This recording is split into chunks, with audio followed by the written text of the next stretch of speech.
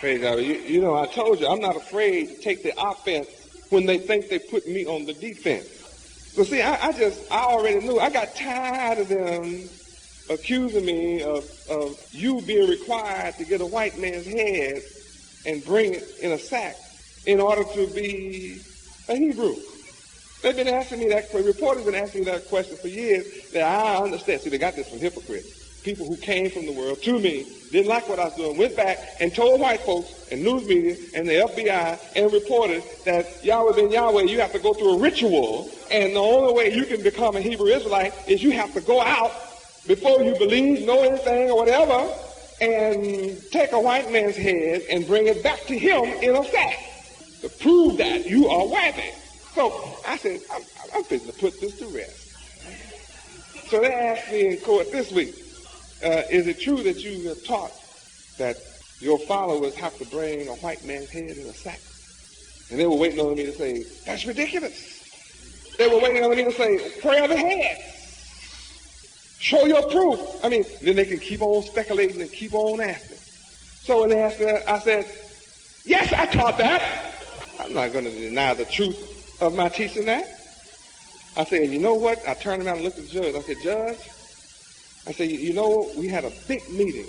And the brother walked in and he said, I want everybody in here to know that I have some white man's heads in a big sack in the trunk of my car. I said, Judge, everybody in the temple, in the congregation, their mouths flew open.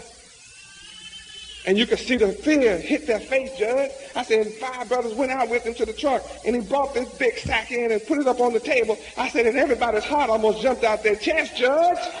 I said, and everybody almost stopped breathing when the brother reached into the sack and for the white man's head, and he pulled out a pack of cigarettes and a bottle of wine, a fifth of liquor, and some pork.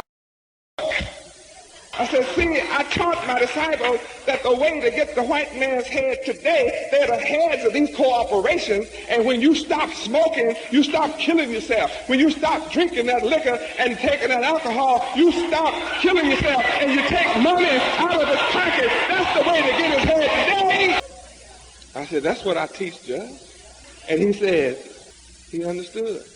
And I saw they put that in the paper. Some of it, or some of it, I think they did.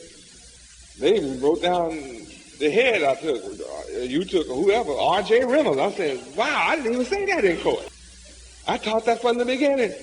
How many remember me teaching you that? Of course you do. So I got tired of the enemy twisting the truth. But it came from black devils who came from the world, never gave up the world when they came to me. Their minds were never reformed. And they hated the good that I'm doing. And they went back out and cast all of our names out as evil so that we could appear as they. So the third phase of my teaching is those who left the world came to me and remained. See, I understand you don't seem to understand. See, there's 3 levels here. There's the world out there, and there are those who never have come from the world. To hear me. Then there are those that were in the world that came from the world to me, pretended to be full-time, pretended to be disciples, pretended to be good, listened to my teaching, and left here hating me for what I'm doing. And then there are those of you, the third group, who was in that same world, came with some of them, but you remain. And no man will pluck you out of my hand.